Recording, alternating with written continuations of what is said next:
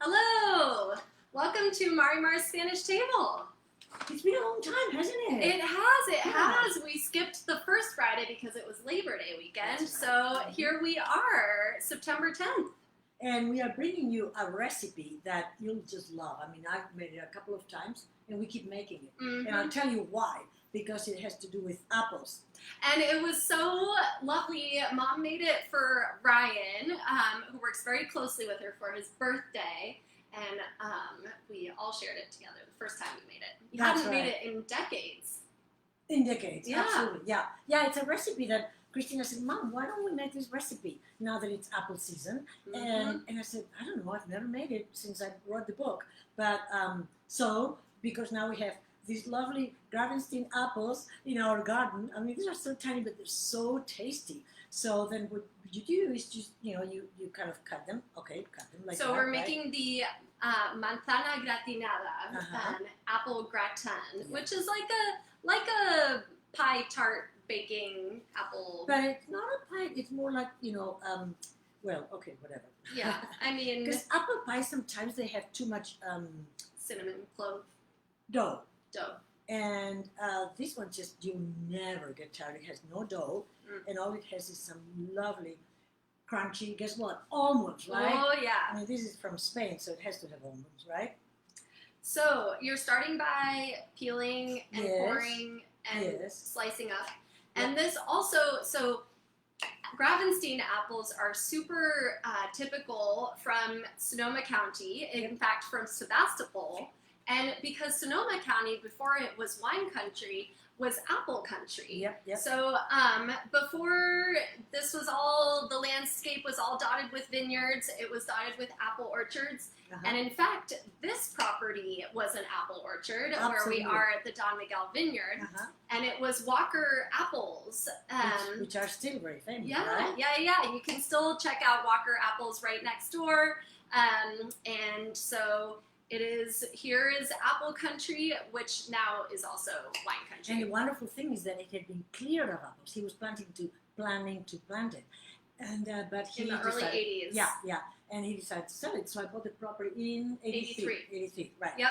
Okay, so this And is it was what really like. there were no vineyards around in those days. It was all apple orchards. Which is So hard that's to it. believe now. I mean, you make it in little. How do you call these things? Wedges. Slices. Slices. Yeah. Wedges. You're right. Wedges. Wedges. Okay. And then you put them in here, like you see, with some water and lemon, right? Because then they keep fresh, right? To avoid the browning. Exactly. And then they don't brown. Okay. And then you put some sugar, okay, and water in a pot, and you bring it to boil. Okay. And then once it boils, you put the apple in it, apples, and many little apples from your garden, or the big one. Oh, because actually, this recipe comes from a long time ago when I was running my food. Yeah, where did you get the recipe from? A restaurant in Barcelona called Azulete, which has gone to better history a few years ago, and yeah, I had it. It was just delicious, and they made it with delicious apples, right? Like golden delicious. Exactly, golden Do delicious. those exist in Spain? Yeah, that's the closest. Oh, yeah, really? Yeah. Huh. But I tried it with what? With what did I tell you? Do you have a note? Yes, you do. Oh, No. Okay. Anyway, any apples. So what apples are best for this recipe, I though? think Gravenstein. Gravenstein, but are those all over the country? I don't know. Probably not. So delicious apples. Golden Delicious, Golden Delicious. Gravenstein. And which other ones? I don't know. Okay, you talk and I'll find it. I don't know. But what I do know is that, this is an homage to apple season and harvest, in fact. We just started harvest 8, 9, 10 days ago, early last week. And so harvest season has begun. The grapes are coming in. We are thrilled. We are especially thrilled that the air is still clear here. So oh God, what a beautiful day today. let's knock on wood. No, we've got blue skies for now, although there was a pretty darn terrifying thunderstorm last night with dry lightning. So that was keeping us on the edge of our seats. Yeah, here's other apples that I made it with. Pippin and Granny Smith go very well too. Okay. But the ones that don't go so well are Rome Beauties, which I don't know what they are, I don't know. or any baking apples because they're Okay. too kind of not good. Okay. And so so the water now. And is plus, boiling. cheers Oh, yes. to Friday with a glass of La Masia Chard. All right. I'd say it's about time to kick into the weekend, huh? Yes, ma'am. Mm. It's a perfect 5 o'clock wine. It sure is. Yeah. It sure is. Yeah. Okay. So while we've got the water boiling. Yeah. Well, I'm gonna put all the apples there. Yeah. Go ahead. Okay. Okay. There were some already there. So here now, all the apples are there, and the sugar, right? So we put the sugar, and that's it. Okay. Okay. Now it'll take Okay. 5 minutes. Okay, got it. So now I'll tell you a little bit about our La Masia Chardonnay. Also, let us know if you are tuning in. Let us know where you're tuning in from. Say hello. It's always fun to hear from you guys. And if you are enjoying any wine this evening, we sure hope you are. And let's see. So La Masia Chardonnay. This is our 2019 vintage, and this is our original, like from the beginning, back in our first ever vintage was this classic barrel fermented Chardonnay in 1989. And this is the fruit Chardonnay from this vineyard in the Green Valley, Russian River Valley, with just a judicious use of oak aging. So we have 9 months in oak, in about 1/3 new oak and all French oak. So the focus is really on the fruit and using the oak to enhance the fruit and bring more complexity, but without ever masking this beautiful fruit we have. Like a beautiful frame to a beautiful painting. There we go. That's a phrase from my brain. I use that one all the time. I think it's such a good one. While you were talking, I was buttering the thingy, right? Pie pan. Thank you, the pie Yes. pan where we will make this. Yes, So yes, that's indeed. Indeed. And so that's La Masia Chard. It has really nice, I love it. really nice fresh fruit, some stone fruit, some floral notes. From the cyclone. That's the the floral is from Ruin and Spring Mountain, and the cyclone has that classic apple flavor. Yeah, hey, you got some there you go. Gravenstein apple in the La Masia That's Chard. why we think that it goes well with it, right? Yep. So this is really just our classic, really quintessential barrel fermented Chardonnay. And the name La Masia is named after our winery, which is built in the style of a Masia or Catalan farmhouse. So since it was the first wine, we named it after the winery. Very good. There we go. So and now, of course, it's been 5 minutes, so I'm going to take it out Okay. of the water with this. And I'm Okay. going to put them in here, and I'm going to put them right up.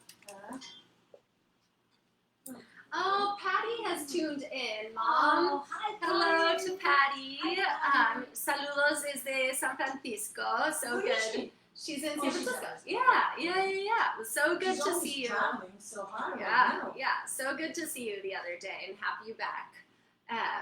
And thank you for tuning in. Patty knows all of Mom's recipes. Oh yeah, no, she never Not made this one, one. not this No. one. That's true. So this is what they look like, right? I mean, they've been just boiled for 5 minutes, and now we put them here, very nicely. They're kind of mushy. Yeah, but it doesn't matter. Yeah. Yeah, it's really good. Okay. So I mean, it looks like I feel like we're gonna make applesauce. no. Yeah, they got a little. No, it's okay. It Okay. doesn't matter. It doesn't matter. It won't matter because we will cover it with this beautiful covering that I'm gonna make now, and it is now. Meanwhile, I have heat the oven to 425, and now I will wash my hands, and I have here some blanched almonds like that, right? And how do you blanch almonds? Well, you blanch them means that you put them in boiling water and then you peel them, right? Okay. Or you buy them blanched, which is Okay. a little more expensive, but that's okay. Okay. And then we have some sugar, and because that's very noisy, I use the Cuisinart. Oops, here are the books. You can keep those. Okay. And I use the Cuisinart to blend to grind the almonds and sugar, right? Mm-hmm. And now we're gonna put some butter, right? And the butter goes here. It's been cut in small pieces, and that is really easy to do when it's very cold. And almonds, this topping is so good. Just wait, you've got to try out this recipe. And the almonds really bring, almonds are grown a lot in Spain, which, in fact, we were talking about this the other day, is a little bit counterintuitive since almonds are such a water-intensive crop, and water is quite scarce in Spain. And yet there's a really strong production of almonds in Spain, especially in Tarragona, which is very close to Barcelona. Yeah, it's south of Barcelona on the coast, and it's the Campo de Tarragona, means the field of Tarragona, and it grows tomatoes and garlic and onions and all kinds of all the things that go into romesco sauce. Yes, exactly. And now I want you to see these lovely eggs. Our young chickens are starting to lay off. Hatch. Yeah. Lay. No, not hatch. Lay eggs. Lay eggs. And these are tiny, but they're so we cute just got and the little chicks like a month ago, right? Yeah. Oh my gosh. That's such a cute. So we put 2 eggs green here. Egg. A green egg and a non-green egg, and then I'll make a little bit of noise. Okay. Not very loud. Okay. So,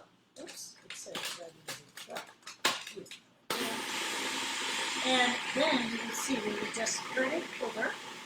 And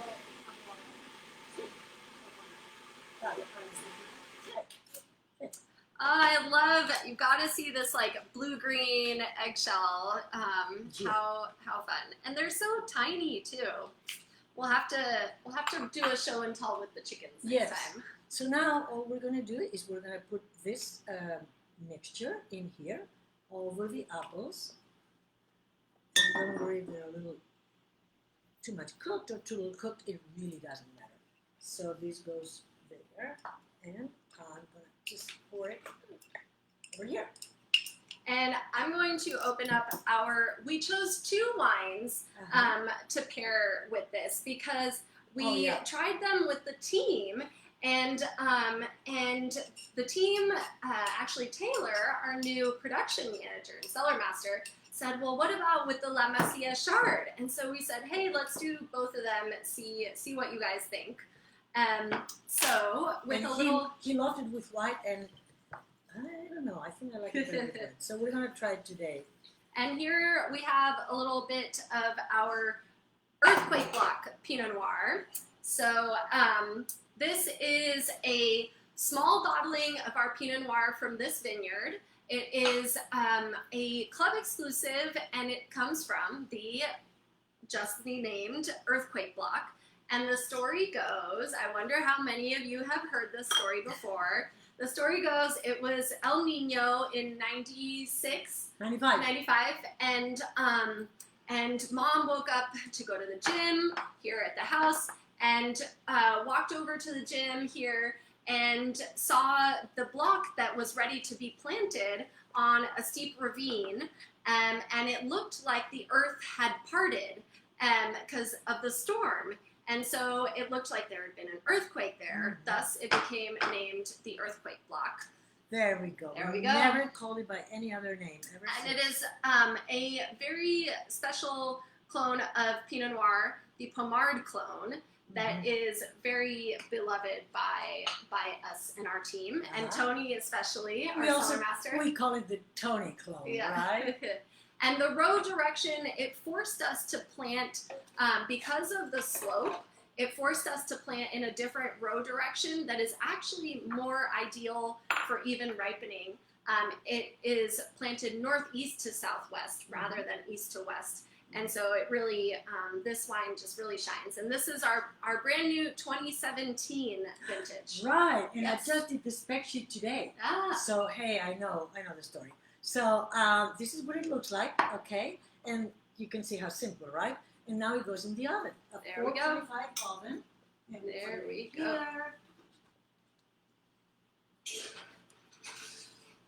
Okay. And I have to say, this this topping, I guess you would call it a crust. It's so interesting because it's just almonds, sugar, butter, and eggs. Yeah. It has this really great texture that is, how do I describe? It's like it's quite chewy. It's almost makes me think of like a meringue, like an almond meringue. And it's really, really fun and not at all doughy. And ta-da! Oh, By magic, it's been 15 or so minutes. Yeah, It's 15 been minutes. 15 to 20. What I did with this is that while you were not looking, of course, I went and I, sometimes it comes a little more golden on one how side beautiful. and less on another, so that's what it looks like. Oops, no, wait, we have to Beautiful. put it here so you can see it, right? There we go. Isn't that pretty? And Well done, Mom. You worked your magic again. again, We right? are in good hands. We are in good hands. All right, let's try yeah. some. Okay, so we're gonna get. Yep. So we're gonna go like that. Crust. Let us know if you're planning on making anything this weekend, any particular dishes or wines you're looking forward to, or if you have any questions. Also, the recipe and the wine pairings are, of course, in the content of this post, so you can find the links there. Whoa. And that's what it looks like. And it's hot. Of course, it's been in the oven for 15 minutes, right? So there you go. Beautiful. All right. Okay. I think it's pie time. Yes. It's not pie. It's a crust. Apple and crust. Mm. And it just goes so well together. Mm. It has that like chewiness, and it's not too sweet. Mm-hmm. So I think it'll go nicely. Let's see. Well, I would. What? It's so good. Mm-hmm. Mm-hmm. Oh, by the way, if you ever saw the recipe before today, we made it yesterday and decided that actually we had it for dinner with some friends, and we decided that we would double the crust. So the recipe today has twice the crust. If you looked at it more than like 6 hours ago, we did just double the crust. And then we served it last night. We thought, yeah, let's double the crust. Yeah. Okay. Yeah, it goes kind of well with the Chardonnay. Let's see. See what it can do. Oh, but with the earthquake block, Better? I think it goes really nicely with the earthquake. Again, because this dish isn't too sweet. So that's really key. We are fans of some Pinots with dessert and dark chocolate as well. And the earthquake block certainly fits the bill. I think so. And especially the crusty part. Yeah, that nuttiness complements the Pinot. I just love that texture. And you have other great desserts with like an almond-based crust, like the lemon tart, Aunt Oriola's lemon tart with the pasta aquelarre, that Basque. Yeah. It's so good. And the the tarta de Santiago. Oh, tarta de Santiago almond tart. Yeah. That is such a classic. Yeah. Well, I think with that we will wrap up. And I do have to say, we will be next month in October. Mom is going to be in Spain like the whole month. Yeah, because I'm leading a trip of 24 club members, and myself 25, and we're going to the northern regions of Spain. So we're starting in San Sebastian, which is to the west. It's Basque country. Wonderful. And Bilbao, and then we're kind of driving to all the areas where we actually have a winery. So we start with Rioja, right? And then we go to Rueda, and then we go to Ribera del Duero. Okay. And then we go to Galicia. Oh, Galicia, Alvarinho country. Yes, and Gadello too. And we end up there in La Coruña, and we're gonna go to this beautiful, coast of Galicia, which is so fantastic. And great restaurants. We're going to some 3 Michelin stars, and some 2 Michelin stars, and even 1 Michelin stars, and the best. And wonderful wineries. Well, you'll have to send me photos. Yeah, because she's not coming. The poor sweetie, she's gonna have to stay here and work, right? Yeah, and then so yeah, so I will see you. We will see you in November. Yeah, in November. And yeah, we wish you a happy harvest as well, and look forward to seeing you next time. And enjoy this lovely wine. Mm-hmm. Have you seen the Yum, yum. bottle? It's such a beautiful. Cheers. Cheers.